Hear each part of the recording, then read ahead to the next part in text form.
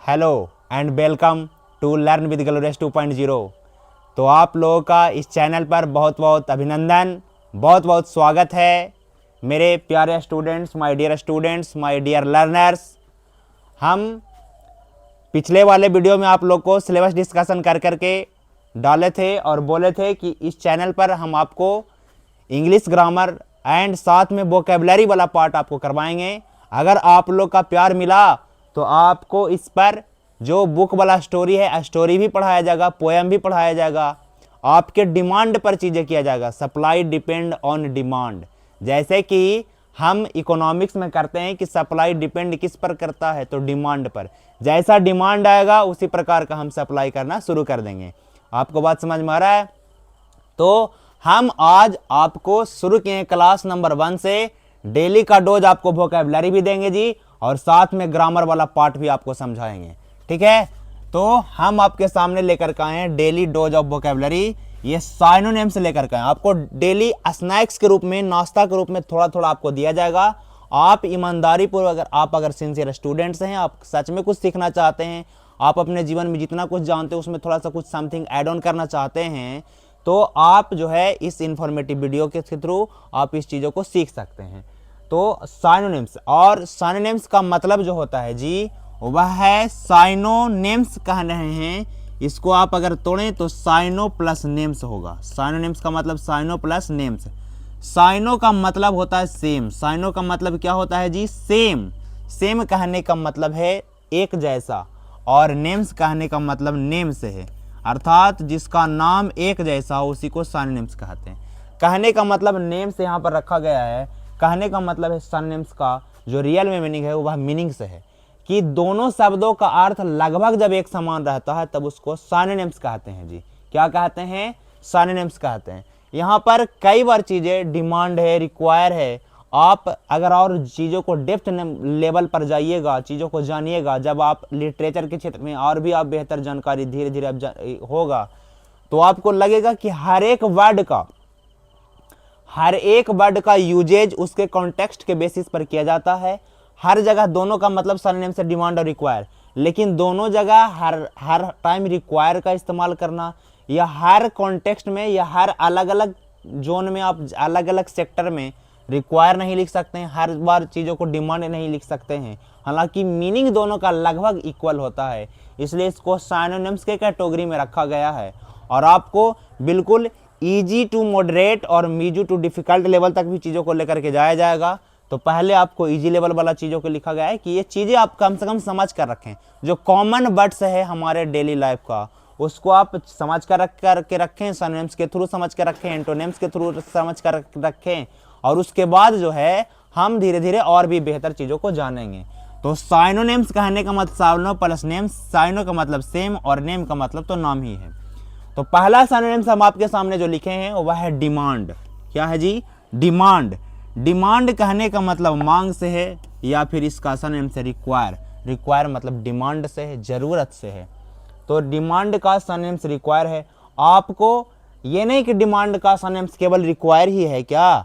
नहीं, इसका डिमांड का साइनोनिम्स और भी वर्ड्स हो सकता है, मेनी अदर वर्ड्स हो सकते हैं इसके। लेकिन जो चीज़ें हैं कि थोड़ा थोड़ा सा हम लोग याद करना शुरू करते हैं। पहले किसी भी चीज़ का शुरू हर व्यक्ति कितना जानता है, कितना नहीं जानता है। शुरुआत हमेशा हर व्यक्ति यहाँ पर आकर के ही सीखा है अपने लाइफ में। कोई आज उसके पास वोकैबुलरी का बहुत बड़ा भंडार ही हो, लेकिन पहले उसके पास कुछ भी नहीं होगा, तो हम धीरे धीरे चीज़ों को सीखते हैं। तो डिमांड का मतलब रिक्वायर होता है। रिक्वायर मतलब ज़रूरत से है, मांग से है। डिस्पेयर है, सेकंड वर्ड है हमारे पास DESPER, डिस्पेयर। डिस्पेयर का मतलब होपलेसनेस, मतलब निराशा से है जी। होप अपने आप में एक एडजेक्टिव है।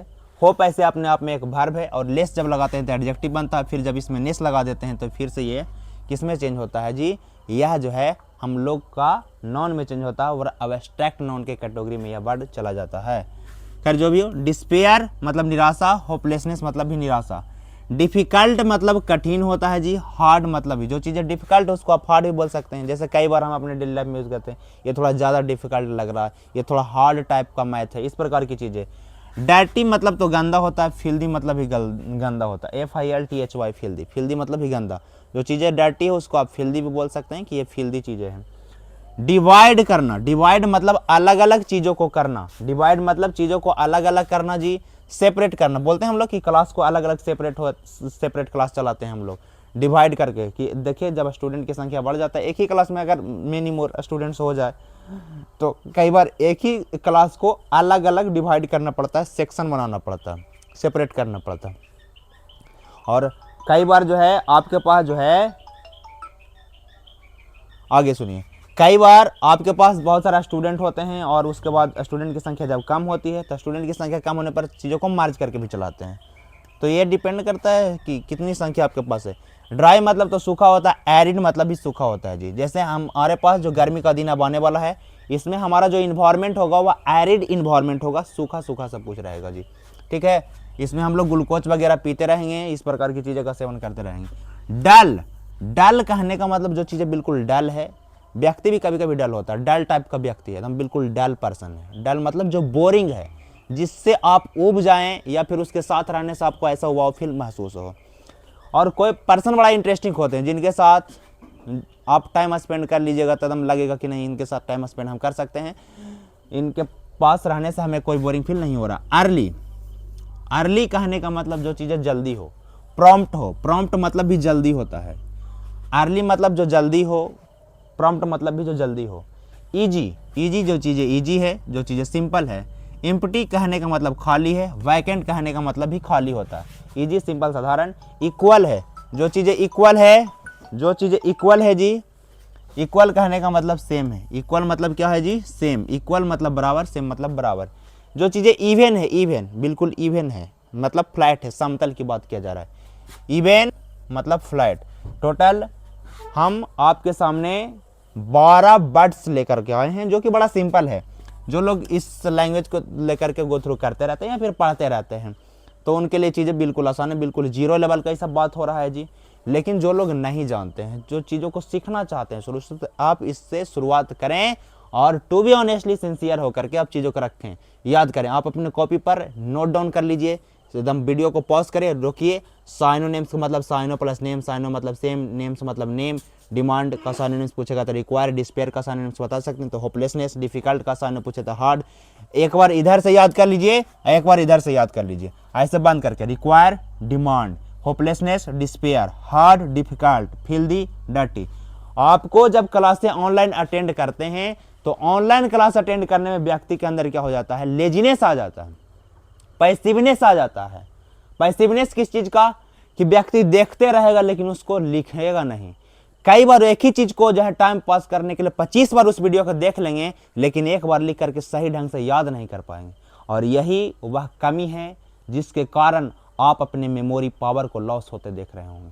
आपकी जो याददाश्त है वह धीरे धीरे कम होती जा रही है, पहले जैसा याददाश्त हम लोग को नहीं रहा। कारण वही है जी कि जो चीज़ें जितना जल्दी आसानी से मिल जाता है ना, उतना जल्दी से वो चला भी जाता है। जो व्यक्ति किसी वर्ड को याद करने में जितना मेहनत किया, आप याद रखिए उस बात को, उस चीज़ को और भी ज़्यादा लॉन्ग टाइम तक याद रख पाएगा। लेकिन जो चीज़ें बिल्कुल आसानी से याद हो गया, हो सकता है कि जितना आसानी से आपको याद हुआ उतना आसान से आप चीज़ को भूल भी जा सकते हैं। तो कितना आप किसी वर्ड पर या किसी भी क्षेत्र में आप टाइम कितना दे रहे हैं, उसके साथ कितना गो थ्रू कर रहे हैं, इस बात पर डिपेंड करता है। तो या स्नैक्स ग्रुप में, डोज के रूप में आपको जो है 12 वर्ड्स मीनिंग आपको लिखा गया है, बिल्कुल आसान है, आप इसको लिख लीजिए। और हम आज जो आप जिस टॉपिक, ग्रामर के टॉपिक के साथ हम आपके पास जुड़ने जा रहे हैं, वह उस टॉपिक का नाम है subject verb agreement. Subject verb agreement, subject verb agreement topic में पढ़ना क्या होता है, इस चीज को समझने के लिए हम आपके सामने 5 सेंटेंसेज लिखे हैं। जैसे हम लोग हिंदी में सेंटेंस में पढ़ते हैं कि इनमें निम्नलिखित वाक्यों में गलत वाक्य कौन है या फिर इनमें गलती कहाँ है, वाक्यों में गलती ढूंढना होता है। उसी प्रकार इंग्लिश वाले सेंटेंसेज में हम उसको एरर के नाम से जानते हैं, यानी कि मिस्टेक के नाम से जानते हैं, या उसी को मिस्टेक के नाम से जानते हैं, उसी को फॉल्ट्स के नाम से जानते हैं कि यहाँ पर सेंटेंस में फॉल्ट्स कहाँ रह गया, ग्रामेटिकली कहाँ पर मिस्टेक इसमें है, ग्रामर के अकॉर्डिंग क्या चीज़ें हैं जो नहीं होना चाहिए, इसके अकॉर्डिंग ये होना चाहिए।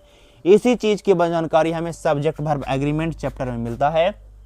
और आपके सामने जो सेंटेंस लिखा गया है जी, सेंटेंसेज को आप गो थ्रू करें, पढ़ें, वीडियो को पॉज करें, रोकें और उसके बाद पढ़ने के बाद देखें कि क्या आप इस सेंटेंस में कहीं पर कोई ऐसा आपको वर्ड दिखाई दे रहा है जो ग्रामर के अकॉर्डिंग गलत है, या फिर यहाँ पर ये नहीं होकर के दूसरा शब्द होना चाहिए, रिप्लेस करना चाहते हैं तो पढ़िए। ठीक है, तो रोकते हैं और आपको देखते हैं कि 5 सेंटेंस में से कहाँ कहाँ आप एरर निकाल पाते हैं। जहाँ जहाँ आप एरर निकाल पाते हैं तो उसके बाद हम आपसे मिलाएंगे और मैच करवाइएगा कि क्या चीज़ें आपको समझ में आ रहा है या फिर कहाँ पर गलत था, ये आप बता पाएँ कि नहीं बता पाएँ। वीडियो पॉज करें टू बी ऑनेस्टली और उसके बाद जो है चीज़ों को समझने का प्रयास करेंगे।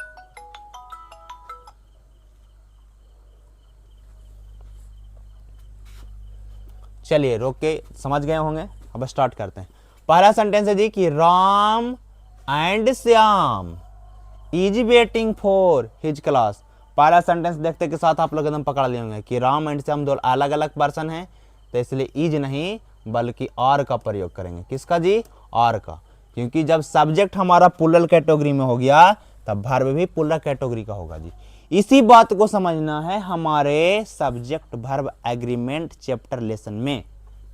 Ram and Shyam are waiting for. अब देखिए इस बात को तो समझ ही गए हैं कि आर हो गया, लेकिन क्या यहाँ पर जो हिज लिखा हुआ है वह सही है? तो नहीं, ये दोनों को आप प्लूरल मान करके आर लगाए हैं, तो यहाँ पर भी आपको प्रोनाउन में भी चेंजेज करना होगा और यहाँ पर दोनों प्लूरल है तो इसके लिए देयर का प्रयोग करना होगा जी। किसका प्रयोग करना होगा जी? देयर का।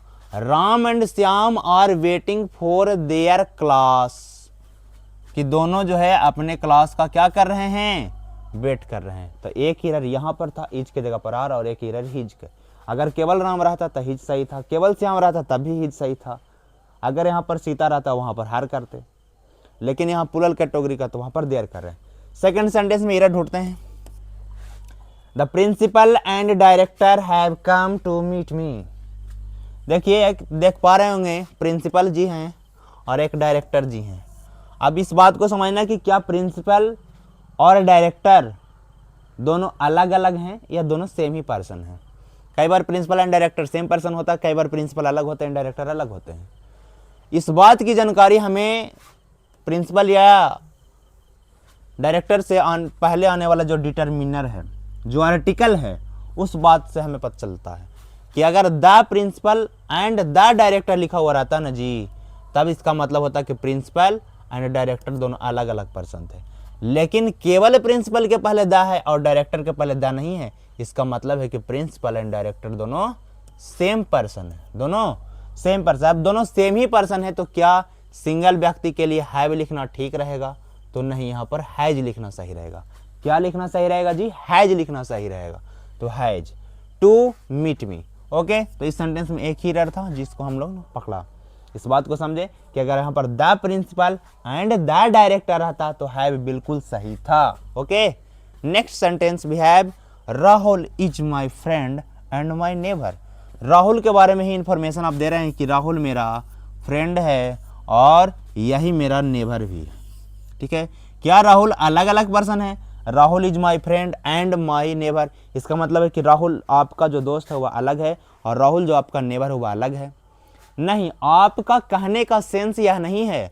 आपके कहने का जो सेंस है, आप कहना यह चाह रहे हैं कि राहुल मेरा दोस्त है और वह मेरा ही पड़ोसी है, अर्थात राहुल ही आपका दोस्त है और पड़ोसी है। तो यहाँ पर 2 टाइम्स माई का प्रयोग करने की आवश्यकता नहीं है, केवल शुरू वाले जो चीज़ें हैं उसके पहले प्रयोग करें कि Rahul is my friend and neighbour, अर्थात राहुल आपका पड़ोसी भी है और दोस्त भी है। ओके, नेक्स्ट सेंटेंस की बात करें। Each of the girls are welcomed to prove their skill. अब लड़कियों में से प्रत्येक लड़की यह सिद्ध करना चाह रही है, क्या सिद्ध दिखाना चाह रही है कि उनके अंदर भी स्किल है, उनके अंदर भी स्किल है। तो यहाँ पर गर्ल्स को देख करके और अगर सोच रहे हैं कि बिल्कुल सही है तो गलत सोच रहे हैं। यहाँ पर और नहीं इज का इस्तेमाल होगा, क्योंकि यहाँ पर रियल सब्जेक्ट है कि गर्ल्स लड़कियों में से प्रत्येक इंडिविजुअल की बात कर रहे हैं, तो इच है। इच के अकॉर्डिंग हम प्रयोग करेंगे तो इच सिंगुलर कैटेगरी में चला जाता है, तो इच के साथ हम इच का प्रयोग करेंगे। Each is welcomed to proved their skill. अब देयर स्किल के जगह पर हमें क्या लिखना होगा, गर्ल्स के लिए हम लिखेंगे हर स्किल। क्या लिखेंगे जी, हर स्किल लिखेंगे, गर्ल्स के लिए ही, प्रोनाउन गर्ल्स के अकॉर्डिंग ही प्रयोग करेंगे। लेकिन हम इंडिविजुअली वन बाय वन की बात कर रहे हैं, इसलिए देयर नहीं हर का इस्तेमाल करेंगे। बात समझ में आया आपको? यहाँ पर हर इसके अकॉर्डिंग लगाएं, गर्ल्स के अकॉर्डिंग, लेकिन हम हर इसलिए लगाएं क्योंकि सब्जेक्ट हमारा सिंगुलर कैटेगरी में है, तो सिंगुलर पॉजेसिव एडजेक्टिव का इस्तेमाल किए। ठीक है जी। नेक्स्ट सेंटेंस हमारे पास है one of my friends were found dead in one's office. Oh my God, that's very sad. One of my friends were found, देखिए सेंटेंस का मीनिंग यह कह रहा है कि मेरे दोस्तों में से एक जो है ऑफिस में मिला। क्या जी, डिड मिला, डिड। अब व्यक्ति हो सकता है कि ऑफिस में काम कर रहा होगा और डिड हो गया या डिड मिला, तो बड़ा ही दुख का बात है। खैर जो भी है, इस सेंटेंस में हमें ज़्यादा इमोशनली होना नहीं है, चीज़ों को हम ग्रामेटिकली सीखना चाह रहे हैं, सीखते हैं। वन ऑफ माई फ्रेंड्स बिल्कुल सही है, और वन ऑफ माई फ्रेंड्स के अकॉर्डिंग वर का प्रयोग नहीं होगा जी, या फिर वेयर का प्रयोग नहीं होगा। हम जो है वह रियल सब्जेक्ट हम कर रहे हैं कि दोस्तों में से एक की बात कर रहे हैं ना, तो इसलिए यहाँ पर वर नहीं वाज का इस्तेमाल करेंगे। किसका इस्तेमाल करेंगे, वाज का इस्तेमाल करेंगे। वन ऑफ माई फ्रेंड्स, यहाँ पर प्लूरल रहेगा, लेकिन सब्जेक्ट क्या रहेगा, वर्ब लगाएंगे सिंगुलर।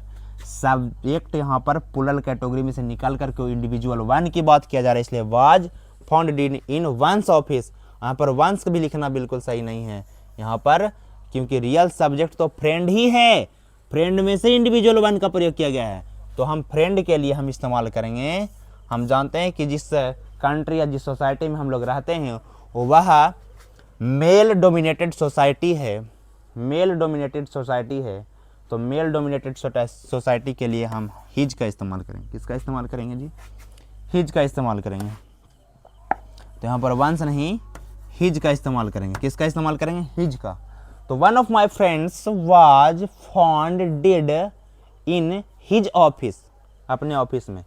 तो ये इन सारी बातों को आप भी बेहतर ढंग से जानना चाहते हैं कि हाँ हम इस प्रकार की चीज़ें सच में सीखना चाहते हैं, केवल सेंटेंस में was were this that those बतियाने से या फिर केवल 4 लाइन बोल देने से, और ये चीज़ें नहीं होता है। दो अलग अलग चीज़ होता है, एक होता है बोलना और एक होता है लिखना।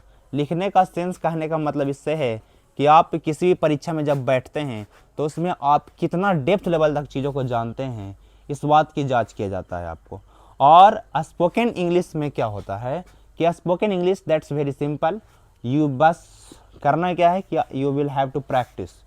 अगर प्रैक्टिस आप बेहतर करें, कोई मैटर ही नहीं करता आप कितना जानते हैं, कैसे जानते हैं।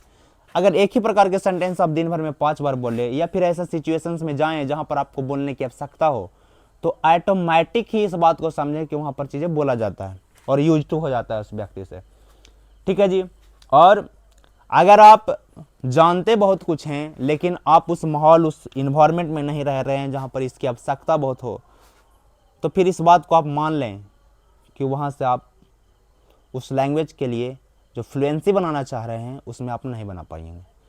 डिपेंड करता है कि सामने वाला पर्सन बोलने वाला होना चाहिए। सामने वाला पर्सन, अगर आप इंग्लिश जानते हैं, सामने वाला पर्सन भी अगर एक शब्द बोल दे तो आप उस वर्ड से एक सेंटेंस बना सकते हैं, एक पैराग्राफ बना सकते हैं। लेकिन सामने वाला पर्सन तो जान ही नहीं रहा है, अगर जानेगा ही नहीं, वह टोटल उस चीज़ में बोल रहा है, हिंदी में ही बात कर रहा है, फिर इस प्रकार की चीज़ें वो नहीं कर रहा। हम ये नहीं कह रहे हैं कि हिंदी जो है खराब है, ये हम नहीं कह रहे हैं कि इंग्लिश बहुत अपने आप में सुपर है। हम इस बात को करें कि मान लिया जाए कि कोई व्यक्ति सीखना चाहता है। पहले तो व्यक्ति आज की हिंदी जानता है, इंग्लिश जानता है, उतने में जय श्री राम, उतने में आपको लगता है कि बहुत कुछ जान रहे हैं। पहले के विद्वान बहुत सारे लैंग्वेज जानते थे। आप रविंद्रनाथ टैगोर का नाम सुने ही होंगे, 56 भाषाओं का विधाता थे, वह 56 भाषा जानते थे। बताओ, कोई एक भाषा जानता है या फिर 2 भाषा जानता है, उतने में क्या करने लगता है कि हम इंग्लिश जानते हैं, क्या करते हैं, इस प्रकार की चीज़ें।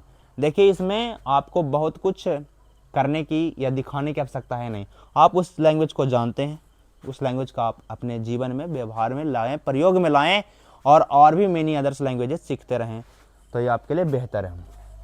ठीक है जी। तो कभी कभी फिलोसफिकल बातें भी कर लेते हैं, हालांकि फिलोसफी का उतना ज्ञान है नहीं हमें, लेकिन फिर भी जो अपने जो चीज़ों को महसूस करते हैं, व्यक्ति जो महसूस करता है वही बोलता है। तो कई बार जो चीज़ें महसूस कर लेते हैं उस चीज़ को हम बोल भी देते हैं। ठीक है जी। तो इस प्रकार की चीज़ें हम सीखते हैं जिस टॉपिक में। अगर आप चाहते हैं कि इसी प्रकार की चीज़ें और भी हम सीखना चाहते हैं तो इस टॉपिक को हम पढ़ते हैं subject verb agreement. Subject verb agreement जो हमारा चैप्टर है जी, इसमें सब्जेक्ट तो सब्जेक्ट हुआ, सब्जेक्ट सॉरी ये ब्लैक से व्हाइट कैसे हो जाता है जी। तो सब्जेक्ट है जी, किसी भी सेंटेंस का जो फॉर्मेशन होता है वह सब्जेक्ट और वर्ब से ही होता है, और ये दोनों के बीच एग्रीमेंट होना बिल्कुल जरूरी रहता है। ठीक है, एग्रीमेंट का कहने का मतलब है तालमेल से, सामंजस्य स्थापित करने से। सामंजस्य, हिंदी में शब्द लिख रहे हैं सामंजस्य। सामंजस्य समझते हैं आप, हार्मोनी समझते हैं, एग्रीमेंट के लिए तालमेल, हार्मोनी समझते हैं, हार्मोनी, कॉन्कर्ड समझते हैं, ये सब इसका साइनोनिम्स ही है। कॉन्कर्ड, कॉन्कर्ड, हार्मोनी, ये सब इसका साइनोनिम्स ही है। एग्रीमेंट कहने का मतलब तालमेल, दोनों के बीच में तालमेल होना बिल्कुल ज़रूरी है। ये नहीं कि सब्जेक्ट कहीं और जा रहा है, वर्ब कहीं और जा रहा है, तो इससे आप रियल मीनिंग नहीं दे पाइएगा। और एक कोई ना कोई जो है ग्रामर में ये रूल्स अवश्य ही होना चाहिए, नहीं तो व्यक्ति जो मन तो कुछ भी बोल दे, कुछ भी समझ ले। तो फिर समझने के लिए सेंस को, सही सेंस को आप समझ पाएँ, सही मीनिंग को समझ पाएँ, इसके लिए ये चीज़ें होता है, ग्रामर वाला रूल्स होता है। तो सब्जेक्ट वर्ब एग्रीमेंट, सब्जेक्ट जिस कैटेगरी का रहेगा, कैटेगरी कहने का मतलब सब्जेक्ट दो ही प्रकार का हो सकता है, या तो सिंगुलर कैटेगरी में रहे शब्द, सिंगुलर कैटेगरी, सिंगुलर कैटेगरी में रहे, या फिर प्लुरल कैटेगरी में रहे। किसमें जी? प्लुरल, प्लुरल कैटेगरी में शब्द रहे, सिंगुलर कैटेगरी में रहे या फिर प्लुरल कैटेगरी में है। उसी के अकॉर्डिंग जो वर्ब हम प्रयोग करेंगे सेंटेंस में, चाहे वह वर्ब हमारा हेल्पिंग वर्ब हो जी, हेल्पिंग वर्ब सॉरी, चाहे वह वर्ब हमारे पास हेल्पिंग वर्ब हो या फिर मेन वर्ब हो, हेल्पिंग वर्ब हो या मेन वर्ब हो, हम सब्जेक्ट के अकॉर्डिंग ही हम लोग हेल्पिंग वर्ब या मेन वर्ब का इस्तेमाल करते हैं। अगर हमारे पास सब्जेक्ट अगर सिंगुलर कैटेगरी का है जी, तो हम लोग वर्ब भी जी है वो बस सिंगुलर कैटेगरी का ही प्रयोग करते हैं। किस कैटेगरी का? सिंगुलर कैटेगरी का वर्ब प्रयोग करते हैं। देखिए ये मच्छर जो है ना जी, तंग करने में पीछे नहीं होता। तो जिस कैटेगरी का, मान लिया सिंगुलर कैटेगरी का हमारे पास सब्जेक्ट रहेगा, तो हम लोग जो हेल्पिंग वर्ब या मेन वर्ब इस्तेमाल करेंगे वह सिंगुलर कैटेगरी का इस्तेमाल करेंगे। ठीक है जी। और हमारे पास जो प्लुरल कैटेगरी का अगर वर्ब है तो उसके अकॉर्डिंग ही हेल्पिंग वर्ब या मेन वर्ब का प्रयोग हम लोग करेंगे। ठीक है, इस बात को समझे। सब्जेक्ट क्या होता है, क्या आप रियल में सेंटेंस में सब्जेक्ट को पहचान पाते हैं, या फिर इस बात को समझें कि पार्ट्स ऑफ स्पीच का कौन सा ऐसा पार्ट है जो सब्जेक्ट का काम करता है। तो हम आपके सामने बताना चाहते हैं कि all the English words are divided into 8 groups according to the work they do in a sentence. Each group is called parts of a speech. ये आप बचपन में भी पढ़े होंगे कि जितने भी इंग्लिश में शब्द हैं उसको 8 ग्रुप्स बना दिया गया है, और प्रत्येक ग्रुप को पार्ट्स ऑफ स्पीच के नाम से जाना जाता है।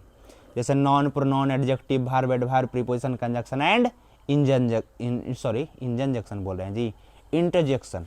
ठीक है, और उसी के अकॉर्डिंग हम आपसे जानना चाह रहे हैं कि बताइए टोटल 8 जो पार्ट्स ऑफ स्पीच देख पा रहे हैं उसमें से कितने पार्ट्स ऑफ स्पीच ऐसे हैं जी जो सब्जेक्ट का काम करता है, जो ऑब्जेक्ट का काम करता है। जो पार्ट्स ऑफ स्पीच सब्जेक्ट का काम करेगा वही ऑब्जेक्ट का काम करेगा।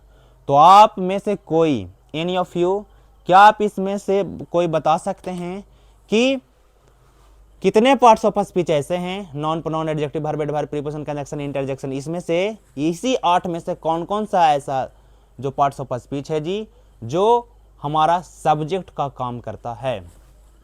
बता सकते हैं? अगर बता पा रहे हैं, बताने में आप सक्षम हैं, ऑफलाइन क्लासेज में चीज़ों को बताया भी गया है तो बेहतर है आप। नॉन, दूसरा है प्रोनाउन।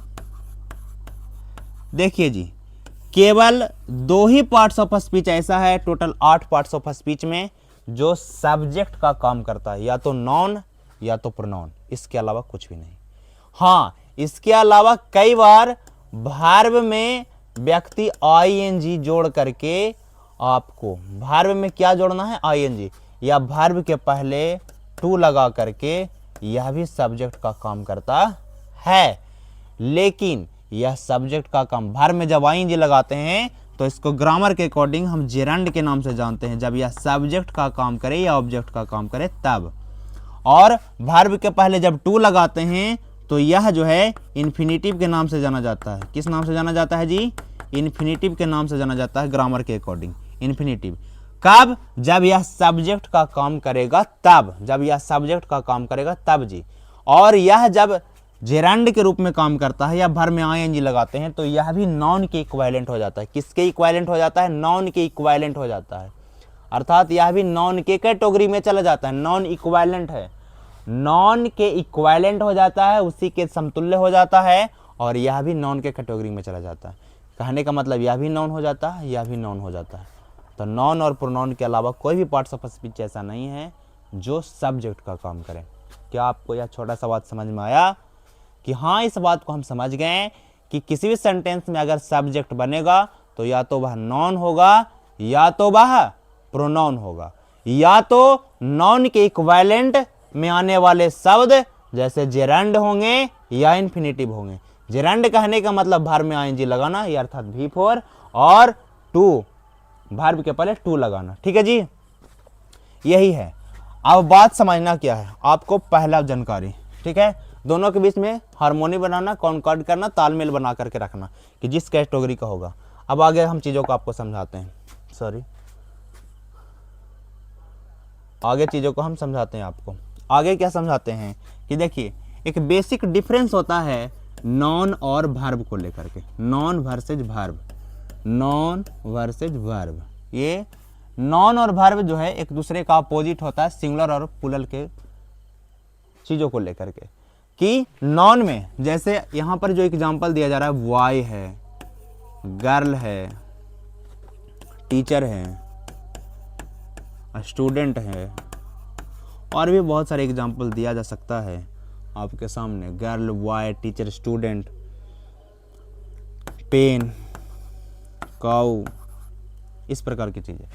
इधर एग्जांपल देते हैं, जैसे करें गो, कम, अराइव,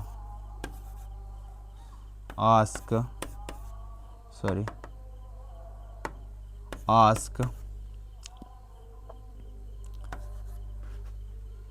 ANSWER, आंसर। ठीक है, आस्क, कम लिख दिए जी, एडवाइज। ठीक है, बहुत सारा चीज़ों को समझा जाता है। देखिए, ये जो ऑलरेडी लिखा गया है, boy, girl, teacher, student, pen, cow, हम आपसे सिंपल पूछते हैं, क्या ये जो वर्ड आप देख पा रहे हैं, ये तो आप इस बात को समझे कि ये नॉन है। क्या है जी, नॉन है। हम आपसे जानना चाहते हैं, ये सिंगुलर है या प्लूरल है, बताइए, ये सिंगुलर है या प्लूरल? आप देखते के साथ बता दीजिएगा कि ये सिंगुलर है। अगर नहीं बता पा रहे हैं, इसका मतलब है कि आप थोड़ा सा कम जानते हैं, इस बात को एक्सेप्ट करें। आप अगर सिंगुलर प्लूरल बताने में भी सक्षम नहीं है, इसका मतलब सच में आप कमज़ोर हैं। कोई बात नहीं, कमज़ोर, अपना जो वीकनेस है उस चीज़ को एक्सेप्ट करिए। कोई भी व्यक्ति शुरू से ही महान या शुरू से एक्सपर्ट किसी भी चीज़ में नहीं होता है, धीरे धीरे सब यहीं पर आकर के सीखा है जी, इस बात को हम मानते हैं। कोई भी व्यक्ति सब यहीं पर आकर के सीखता है। कोई भी व्यक्ति शुरू से महान नहीं होता, किसी भी क्षेत्र में बेहतर नहीं जानता है। हर व्यक्ति कहीं ना कहीं से शुरुआत किया होगा। आज अगर व्यक्ति कोई ज़्यादा जान रहा है, इसका मतलब है कि व्यक्ति उसके पीछे मेहनत किया, टाइम दिया, सब कुछ जान रहा है। और व्यक्ति कुछ नहीं होता है, व्यक्ति अपने आप में न्यूट्रल होता है। तो ये है। और इसका अगर हम प्लूरल बनाने की बात करें तो क्या हो जाएगा, इसमें एस लगा दीजिएगा, बॉयज, इसमें एस लगा दीजिएगा, गर्ल्स, ये प्लूरल है। टीचर्स कर दीजिएगा, क्या करिएगा, टीचर्स। स्टूडेंट का क्या कर दीजिएगा, स्टूडेंट्स कर दीजिएगा। पेन का क्या करिएगा जी, पेन्स कर दीजिएगा। काऊ का प्लूरल क्या होगा, काउज। तो ये सिंगुलर हुआ जी और ये प्लूरल हुआ। ठीक है, छोटा सा बात आपको समझ में आया। वर्ब के साथ क्या होता है कि ये गो जो आप देख रहे हैं, कम देख रहे हैं, अराइव, आस्क, एडवाइज, ये ऑलरेडी किस कैटेगरी में जानते हैं? ये ऑलरेडी प्लूरल के कैटेगरी में है। किस कैटेगरी में जी? प्लूरल के कैटेगरी में है। आप इसको जब सिंगुलर बनाना चाहते हैं तब इसमें अपोजिट काम किया जाता है। इसको सिंगुलर बनाने के लिए एस या एस लगाना पड़ता है। हम नॉन में जब एस या एस लगाते हैं तब वह प्लूरल बन जाता है, लेकिन वर्ब में जब एस या एस लगाते हैं तब वह सिंगुलर बन जाता है। यह बात छोटा सा है, यह बात छोटा सा है, लेकिन आपके लिए इम्पोर्टेंट है। आप छोटा सा बात देखिए, कोई भी चीज़ आसान या कोई भी चीज़ कठिन तब होता है जब उस चीज़ के बारे में आप जानते हैं।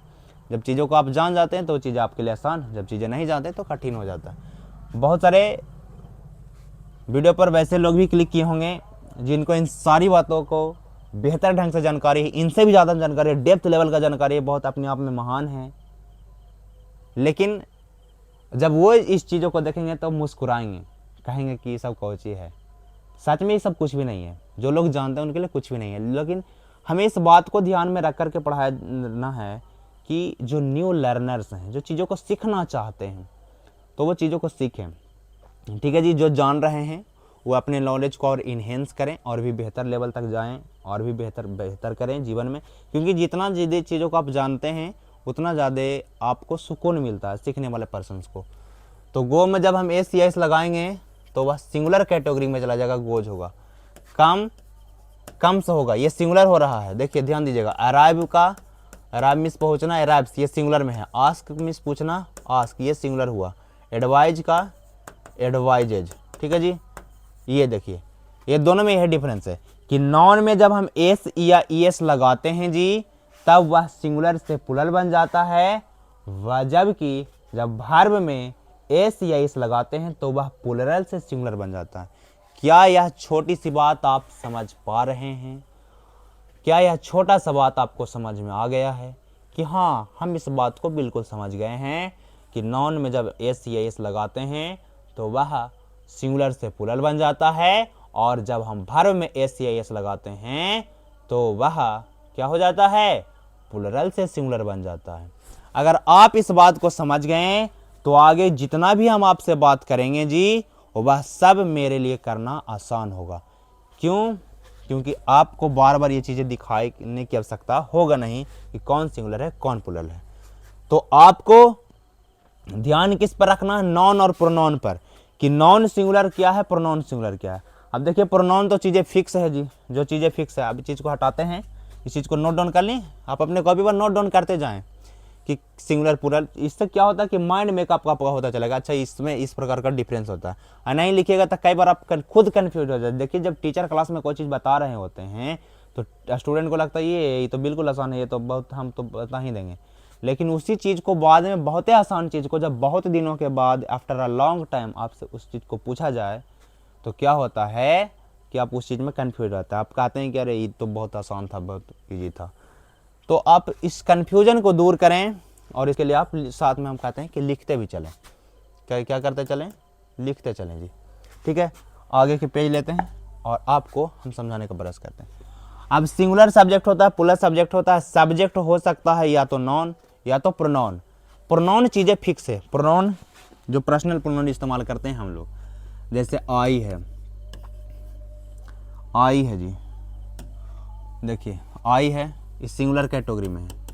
एक तरफ लिख देते हैं इसे singular pronoun, singular pronoun, singular pronoun, singular pronoun. ठीक है। जैसे आई हो गया, ही, सी, इट। ये जो प्रोनाउन देख पा रहे हैं ये सिंगुलर कैटेगरी का है। और प्लूरल में बात करें, plural, plural pronoun, plural pronoun. Plural pronoun क्या है जी? प्लूरल प्रोनाउन क्या है? जैसे आई का प्लूरल क्या होगा? तो बी। ही, अ, सी और इट, ये तीनों का प्लूरल जो है वह THEY दे है, दे। और क्या बच के जी? यू। अच्छा, यू सिंगुलर कैटेगरी में भी आता है जी और यू प्लूरल कैटेगरी में भी आता है। प्लूरल कैटेगरी में he, she, it, you. He, she, it, यहाँ sorry I say, I, he, she, it, ये सिंगुलर प्रोनाउन है। क्या जी? Singular pronoun. सिंगुलर प्रोनाउन अगर है इसका मतलब इसके साथ आने वाला वर्ब भी क्या होगा? सिंगुलर होगा। यू, यू सिंगुलर भी है और प्लूरल भी है, ठीक है जी। आई अपने आप में रेयर कैसे, वह सिंगुलर ही है, ठीक है। बी, बी प्लूरल हो गया आई का, दे प्लूरल हो गया ही का, सी का, ठीक है जी। और यू जो है सिंगुलर और प्लूरल दोनों है। यह छोटा सा बात आपको समझ में आया प्रोनाउन के बारे में। जैसे पूछेंगे कि बताइए बी सिंगुलर है कि प्लूरल, तो आपका जवाब आना चाहिए प्लूरल। दे सिंगुलर है कि प्लूरल, तो आपका जवाब आना चाहिए plural. You both, you is a singular and you is a plural both. It singular, she singular, he singular, I singular. यह छोटा सा बात आप जवाब देने में सक्षम हैं, बिल्कुल देने में सक्षम होंगे ही। आगे कुछ प्रोनाउन इस प्रकार के भी है, जैसे आप देख पा रहे हैं दिस या दैट। दिस या दैट जो है वह सिंगुलर कैटेगरी में आता है। इसका दिस का प्लूरल क्या होता है जी, तो दीज होता है, दीज। और दैट का प्लूरल क्या होता है जी, दोज, THOAC, दोज, ठीक है। इस बात को भी याद रखें। दिस के बाद जो भी चीज़ें यूज होगा सिंगुलर कैटेगरी का इस्तेमाल होगा, दैट के बाद सिंगुलर कैटेगरी का, लेकिन दीज और दोज के बाद जो भी चीज़ें यूज होगा वह प्लूरल कैटेगरी का इस्तेमाल होगा। किस कैटेगरी का जी, प्लूरल कैटेगरी का। तो ये प्रोनाउन है, प्रोनाउन की संख्या थोड़ा सीमित है, कम है। नाउन के बारे में आप जानते हैं, नाउन के बारे में बहुत सारा लेक्चर आप सुने होंगे अलग अलग टीचर्स के थ्रू, कि जिसको आप देख पाते हैं या फिर जिसको आप नहीं देख पाते हैं, पूरा का पूरा नाउन ही है। अर्थात हम पूरा नाउन से घिरे हुए हैं, नाउन से घिरे हुए हैं।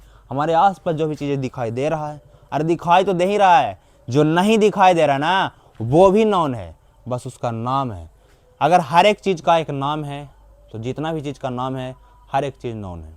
अब बताइए दुनिया में कौन ऐसा चीज़ है जिसका नाम नहीं है, हर एक चीज़ का नाम है। और हर एक चीज़ का नाम है, इसका मतलब हर एक चीज़ को, उसी को हम लोग ग्रामर में नाउन कहते हैं। क्या कहते हैं, नाउन कहते हैं, नाउन, और कुछ नहीं है। नाउन कुछ नहीं है, नाउन का मतलब नेम है, नेम। अगर हर एक चीज़ का नाम है तो हाँ नाम है तो नाउन है, नाउन है तो नेम है, नेम है तो नाउन है, बस दैट्स वेरी सिंपल। और उसी को हम लोग अलग अलग कैटेगरी में डिवाइड कर रखे हैं। अगर हम आपको नाउन चैप्टर पढ़ा रहे होते तब बताते हैं कि there are 5 types of noun according to traditional grammar, there are 3 types of noun according to modern English grammar. कि ट्रेडिशनल ग्रामर के अनुसार नाउन 5 प्रकार के होते हैं। प्रॉपर कैटेगरी बांटा गया है कि प्रॉपर है, कॉमन है, कलेक्टिव है, फिर मटेरियल है, एब्स्ट्रैक्ट है। इस प्रकार कैटेगराइज कर दिया गया है नाउन के, कि जितना सारा मटेरियल है तो मतलब सारा तो नाउन ही है, लेकिन इसको किस कैटेगरी में रखें, इस वस्तु को, इस ऑब्जेक्ट को किस कैटेगरी में रखें, इस प्रकार के नामों को किस कैटेगरी में रखें, तो उसके लिए पहले ट्रेडिशनल ग्रामर के अनुसार 5 कैटेगरी बनाया गया था। Proper, common, collective, material and abstract. और अब जो है क्या है कि अब मॉडर्न इंग्लिश ग्रामर के अनुसार उस चीज़ को 3 चीज़ में बांट दिया गया। प्रॉपर पहले भी था, प्रॉपर अब भी है। अब कॉमन और कलेक्टिव जो है उसको मर्ज करके बना दिया गया काउंटेबल, की चीज़ों को गिना जा सकता है तो काउंटेबल हो गया। और जो मटेरियल और एब्स्ट्रैक्ट था, चीज़ों को गिना नहीं जा रहा था, तो उस चीज़ को हम अनकाउंटेबल के कैटेगरी में रख दिए हैं, ठीक है। तो यह बात समझ में आ गया, ठीक है। जो चीज़ें फिक्स है उसको हम लोग जानते हैं, बाकी जो नाउन है उसको हम लोग धीरे धीरे जानेंगे। ये वर्ब है, ये प्रोनाउन हो गया। अब देखिए सिंगुलर कैटेगरी में आने वाला जो वर्ब है, एक तो वो वाला मेन वर्ब के बारे में बताएंगे, हेल्पिंग वर्ब के बारे में। हेल्पिंग वर्ब नेक्स्ट डे हम आपसे पूछेंगे तो जवाब दीजिएगा। हेल्पिंग वर्ब, हेल्पिंग वर्ब पर थोड़ा सा नज़र दे लेते हैं। हेल्पिंग वर्ब जो सिंगुलर कैटेगरी का है, इधर लिख देते हैं सिंगुलर, सिंगुलर, और इधर लिख देते हैं प्लूरल, ठीक है जी, सिंगुलर और प्लूरल।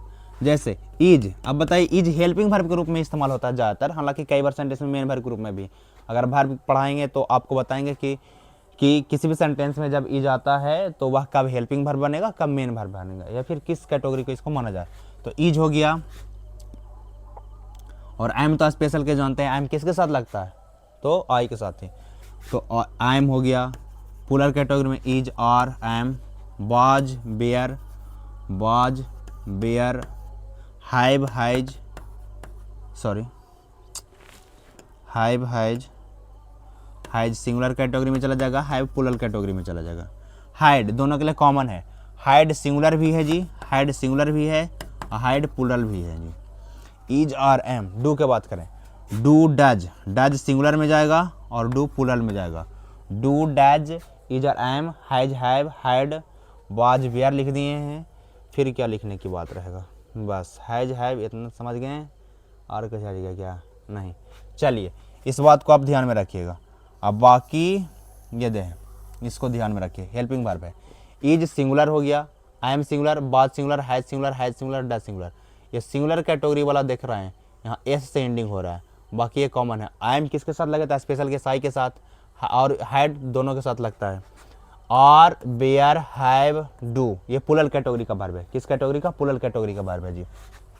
तो पुलल कैटेगरी के वर्ब को ध्यान रखिएगा। हैड दोनों के लिए कॉमन है, हैड किसी के साथ सिंगुलर, इससे सब्जेक्ट पर कोई इफेक्ट नहीं पड़ेगा सब्जेक्ट के अकॉर्डिंग, या सिंगुलर के साथ भी लगेगा, पुलल के साथ भी लगेगा, ये था। और बहुत सारे जो मॉडल ऑक्सिलरी वर्ब है, सेल है, बिल है, कैन है, कुड है, मे है, माइट है, इसको सब्जेक्ट से कोई इफेक्ट नहीं पड़ता है, सब्जेक्ट से कोई इफेक्ट नहीं पड़ता है। तो जिसको सब्जेक्ट से इफेक्ट पड़ेगा उसी को सब्जेक्ट और वर्ब के बीच एग्रीमेंट हम करवाएंगे, और जिसका सब्जेक्ट पर कोई इफेक्ट नहीं पड़ेगा, सॉरी, जिसका जो है, जिसका जिस वर्ब से सब्जेक्ट को कोई इफेक्ट ना पड़े, जैसे कुछ वर्ब जैसे हम बोल रहे हैं, ये जो आप देखिए सेल है, बिल है, कैन है, कुड है, मे है, माइट है, मस्ट है, शुड है, वुड है,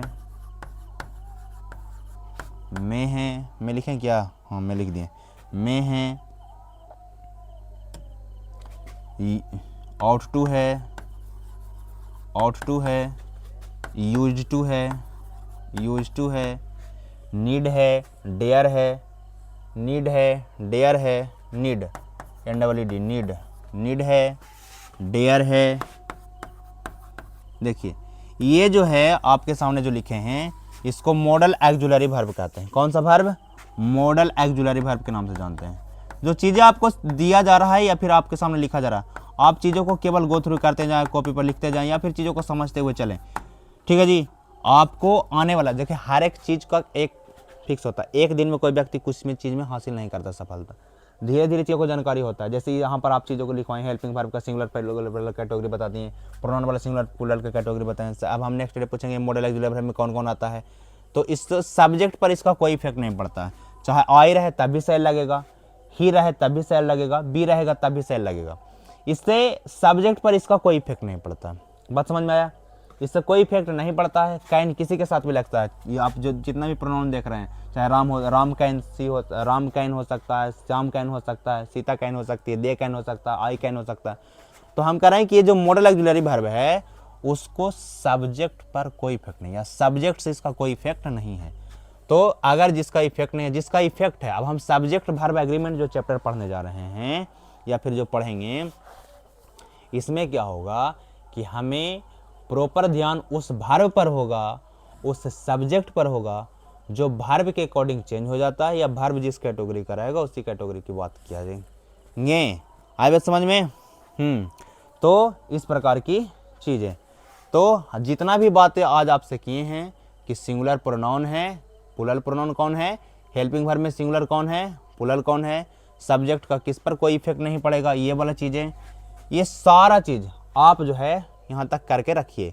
फिर हम आपसे नेक्स्ट डे जो है, और अब हम आपको बेहतर ढंग से, नहीं तो लाइए कुछ सेंटेंसेज और भी करवा देते हैं, और बारी बारी से rule by rule, rule number first, rule number second, ऐसे करके हर आपको रूल लिखाया जाएगा, और उस रूल को गो थ्रू करिएगा, सेंटेंसेज कुछ बनाएंगे। ऐसे करते हैं हम लोग धीरे धीरे, एक दिन में नहीं, धीरे धीरे आपको 3 दिन 4 दिन, एक टॉपिक को लेकर के 3 दिन का क्लास हो सकता है, एक टॉपिक पर 4 दिन भी क्लास चला सकते हैं, 5 दिन भी चल सकता है, टॉपिक के अकॉर्डिंग, जिसमें चीज़ें जितना बेहतर सीखने वाला होगा उतना हम सीखते चलेंगे। सीखने पर है, हमारा क्लास से कोई मैटर नहीं है, 3 क्लास 4 क्लास 5 क्लास में ख़त्म करने के, अभी बिल्कुल रिलैक्स मोड में चीज़ों को ख़त्म करेंगे, लेकिन सीखते हुए बहुत कुछ चलेंगे, क्योंकि जब लास्ट टाइम जाएगा ना तो उसमें तो बिल्कुल इन शॉर्ट हम करवाते हैं, और इन शॉर्ट करते हैं भी ये लोग कि चले जल्दी जल्दी बता दिए, लेकिन शुरू से ही शॉर्ट के चक्कर में पड़ेगा तो दिक्कत है। जैसे सेंटेंस लिख रहे हैं, पहला तो सेंटेंस लिख रहे किए थे, सेंटेंस आपके सामने लिख रहे हैं, Ram as well as his friends. अब यहाँ पर पूछ रहे हैं हैज होगा कि हैव होगा, कम टू मीट मी। दूसरा सेंटेंस, दूसरा लिख रहे हैं, ईच ऑफ यू अब यहाँ पर इज लिखें कि आर लिखें, वेरी अट्रैक्टिव, अट्रैक्टिव। और के बाद लुकिंग थोड़ा लिखते हैं, सेंटेंस को और बेहतर बनाते हैं। इज या are looking, looking very attractive, attractive. ठीक है जी। अगला सेंटेंस लिख रहे हैं, the number of students, the number of students has या have come to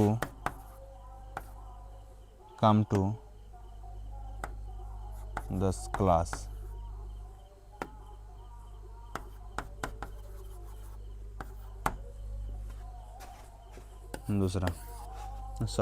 तीसरा, a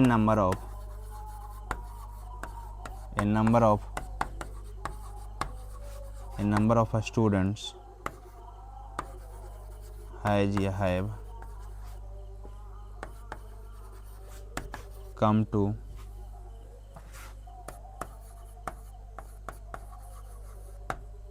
the class। ठीक है, आपके सामने 1 2 3, ओहो अब काउंटिंग सीखना पड़ेगा।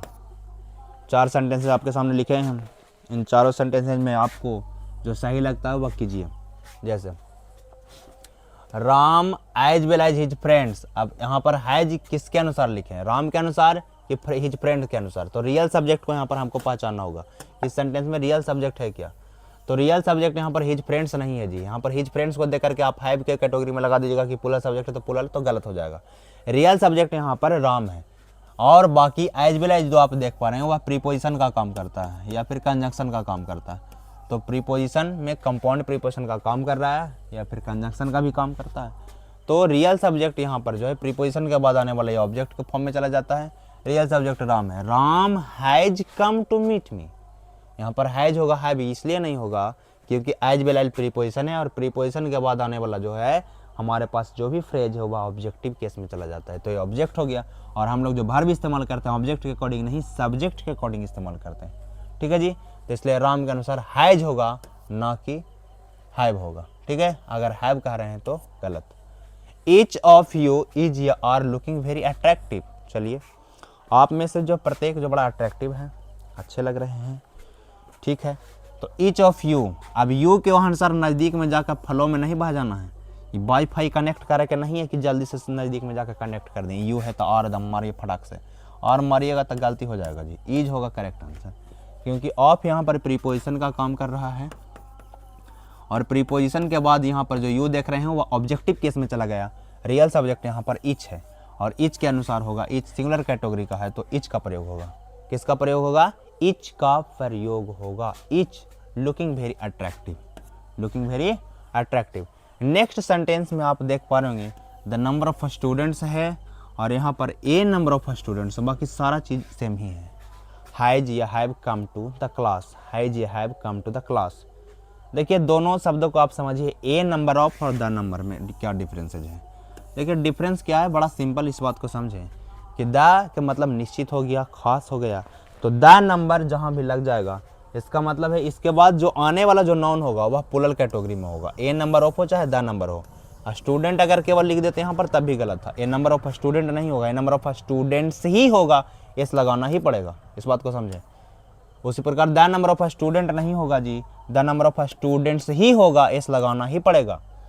ठीक है, लेकिन बाद में आने वाला जो वर्ब है वह कब सिंगुलर होगा, कब हैज लगेगा, कब हैव लगेगा, कब इज लगेगा, कब आर लगेगा, मतलब कब सिंगुलर वर्ब लगेगा, plural verb. The number of students से चीज़ें निश्चित हो जाती है।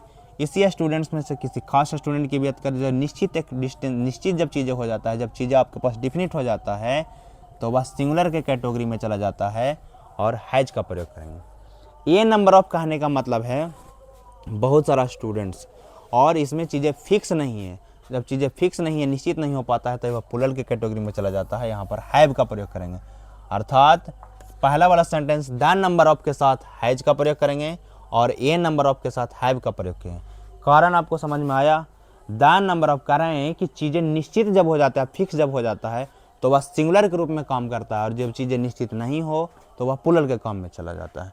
जैसे अगर हम 1 किलोमीटर गए, 1 kilometre and after this 1 kilometre and after this 1 kilometre and 1 kilometre, इस प्रकार कर करके हम 4 किलोमीटर तक गए हैं।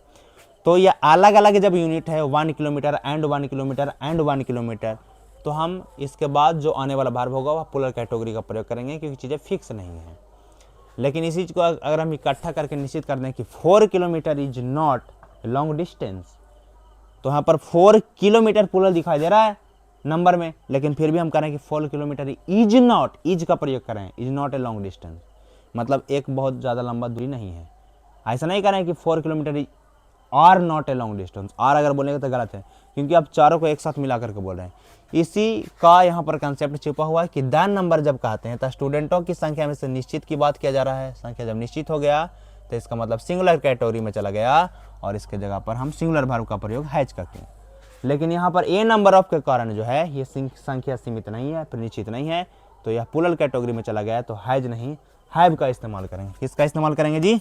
हैव का इस्तेमाल करेंगे। ठीक है, तो यहाँ तक की बातों को रिवाइज करें। My dear learners, my dear students, my dear champions, my dear barriers, warriors बोल रहे हैं, बैरियर्स नहीं, ये वाला बैरियर्स नहीं समझ जाइएगा आप, थोड़ा सा प्रोनाउंसिएशन को लेकर के इधर उधर चीज़ें हो सकता है, तो आप इस बात को समझें।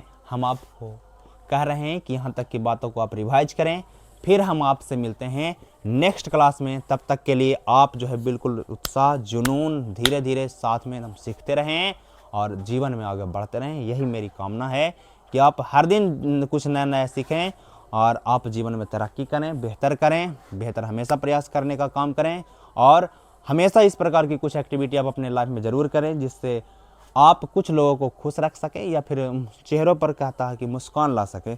इस प्रकार की एक्टिविटी ज़रूर करें कि आपकी वजह से कुछ लोग मुस्कुराएं, तो मुस्कुराने का वह वजह ज़रूर बने।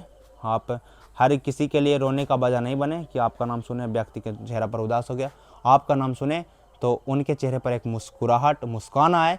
इस बात का आप अपने आप में जो हैबिट है वह डेवलप करें, या फिर एक पॉजिटिव इंसान बने कि आपको कहीं जाने पर किसी व्यक्ति को कुछ नेगेटिव फील करने के लिए ना हो। जब भी व्यक्ति आप किसी भी माहौल, किसी भी सेक्टर या किसी भी क्षेत्र में आप कहीं भी जगह जाएं, तो व्यक्ति वहां पर जाने के बाद आपको वहां उपस्थित होने से किसी प्रकार का माहौल में गड़बड़ी ना हो जाए, किसी प्रकार का माहौल में नेगेटिविटी ना हो जाए। वह व्यक्ति जब आए तब पॉजिटिव ही होगा, या फिर पॉजिटिव ही करेगा कुछ ना कुछ। ऐसा आपको बनने का प्रयास अपने जीवन में, अपने लाइफ में ज़रूर से ज़रूर करना है। Thank you my dear students, मिलते हैं हम आपको नेक्स्ट क्लास में। तब तक के लिए आप सीखते रहें लर्न विद ग्लोरियस 2.0 के इस यूट्यूब प्लेटफॉर्म पर, और आप अपने बाकी साथियों को भी बोलें कि हम बेहतर सीख रहे हैं यहाँ पर, तो आप लोग भी बेहतर सीखना चाहते हैं तो इस चैनल को लाइक, क्या बोलता है, सब्सक्राइब कर ही लें, तो बेहतर होगा आपके लिए। Thank you.